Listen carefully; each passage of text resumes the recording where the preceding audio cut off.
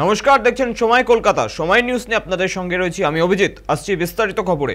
প্রথমেই চোখ রাখবো ভাঙড়ের দিকে। ভাঙড়ের তৃণমূল নেতা রেজ্জাক খুনের তদন্তে গ্রেফতার আরও এক তৃণমূল নেতা। এবার গ্রেফতার হলেন আজহারউদ্দিন মোল্লা, সঙ্গে গ্রেফতার জাহান আলী খান এবং রাজু মোল্লা। এখনো পর্যন্ত রেজ্জাক খুনে মোট 4 জনকে গ্রেফতার করেছে পুলিশ। রবিবারই ভাঙড়ে এই হত্যাকাণ্ডে বড় মোড় দিয়েছিল পুলিশ। এ নিয়ে বিস্তারিত আপডেট নেব, আমাদের প্রতিনিধি জাহেদ মিস্ত্রি রয়েছে সরাসরি। জাহেদ, প্রথমেই যে প্রশ্নটি তোমাকে করব, তৃণমূল নেতা খুনে আমরা গতকাল দেখেছি একজন গ্রেফতার হয়েছে, আজকেও দেখলাম আরো 3 জন গ্রেফতার হয়েছে। তৃণমূল নেতা খুনে তৃণমূল নেতাই গ্রেফতার, কি বলবে? দেখো অভিজিৎ, তোমার এই যে ঘটনা, এই ঘটনায় কিন্তু রাজনীতি যথেষ্ট পরিমাণে উত্তাল এবং আলোড়ন সৃষ্টি করেছে।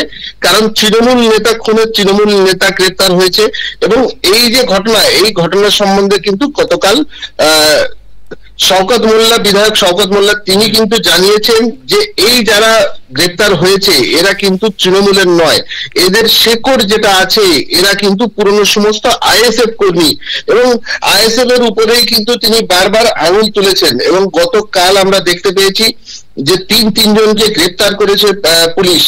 এর আগে যে সমস্ত মেটাল ডিটেক্টর এবং যে পুলিশের কুকুর দিয়ে পুরো এলাকা তন্ন তন্ন করে খোঁজা হয়েছে, সেখানে ফরেনসিক টিম গিয়েছে, সেই ফরেনসিক তারা পর্যবেক্ষণ করেছে, দেখেছে এবং তারপরে একটা নির্দিষ্ট সিদ্ধান্তে আসতে পারছিল না, কারণ সেখানে কোনো সিসিটিভি ফুটেজ ছিল না। তারপরে যে মোবাইল টাওয়ার, সেই মোবাইল টাওয়ারকে কেন্দ্র করেই কিন্তু একের পর এক সাফল্য কিন্তু এই পুলিশের পেয়েছে। এবং প্রথমেই পুলিশ মোফাজ্জল মোল্লাকে গ্রেপ্তার করেছিল এবং তারপরে তাকে পুলিশি হেফাজতে নেওয়া হয়েছে এবং আমরা জানি তাকে 8 দিনের জন্য পুলিশ হেফাজতে নেওয়া হয়েছে। এবং পুলিশি হেফাজতে নেওয়ার পর তাকে জিজ্ঞাসাবাদ করে এই যে আরো বেশ কয়েকজন গ্রেপ্তার হয়েছে তাদের নামগুলো উঠে আসে এবং তারা রয়েছে পানাপুকুর এলাকার তৃণমূল পঞ্চায়েত সদস্য আজহারউদ্দিন মোল্লা, চকমরিচা এলাকার জাহান আলী খান এবং পানাপুকুর এলাকার রাজু মোল্লা। এই 3 জনকে কিন্তু গতকাল গভীর রাতে গ্রেপ্তার করা হয়েছে এবং তাদেরকে নিয়ে আসা হয়েছে। আজহারউদ্দিন মোল্লা পানাপুকুর গ্রাম পঞ্চায়েতে একজন নির্বাচিত সদস্য এবং তৃণমূল কংগ্রেসের সক্রিয় নেতা বলে কিন্তু স্থানীয় মারফত, যেটা সূত্র মারফত আমরা জানতে পেরেছি। তবে তিনি আগে আইএসএফ করলেও শওকত মোল্লার হাত ধরে তৃণমূলে যোগদান করেছেন বলেই কিন্তু এলাকার সূত্রে খবর। তবে আগেই এই যে ধৃত মোফাজ্জল, তাকে জেরা করে কিন্তু আজহার এবং বাকিদেরকে গ্রেফতার করা হয়েছে এবং মূলত সিসিটিভি না থাকার কারণে যথেষ্ট বেগ পেতে হয়েছিল পুলিশকে। তারপরে মোবাইল যে ট্র্যাকার, সেই মোবাইল টাওয়ার ট্র্যাক করে, লোকেশন ট্র্যাক করে তবেই কিন্তু আজহারকে গ্রেফতার করেছে এবং আজহারকে কোলেরহাটের একটি আবাসন, সেখান থেকেই গ্রেফতার করা হয়েছে।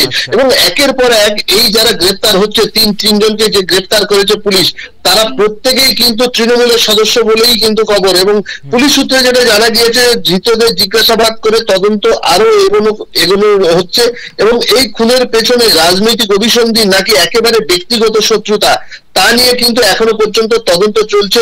তবে এটা নিয়ে বিভিন্ন লোকের বিভিন্ন মত প্রকাশ করেছেন। সূত্র মারফত আমরা যেটা জানতে পেরেছি যে মূলত এলাকার একদিকে জমি দখল, অন্যদিকে ব্রিজ তৈরি এবং টাকা পয়সার ভাগাভাগি, এই সমস্ত বিষয়গুলো কিন্তু সামনে আসছে এবং এগুলোর কারণেই এই খুন বলে অনেকে মত প্রকাশ করেছেন। তবে পুলিশ পুরো ঘটনার তদন্ত শুরু করেছে এবং পুরো ঘটনার একেবারে তদন্ত করার পরেই কিন্তু আমরা সঠিক সিদ্ধান্তে পৌঁছতে পারবো যে ঠিক কি কারণে এই খুন।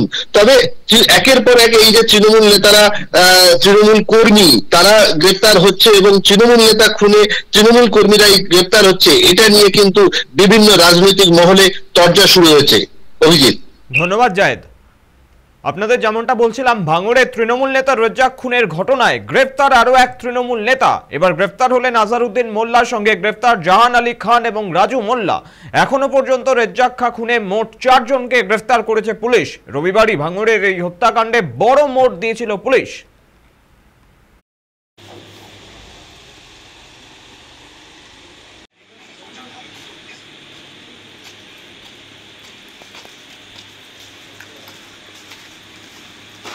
আপনি যুক্ত ছিলেন? আপনাকে ধরলো কেন?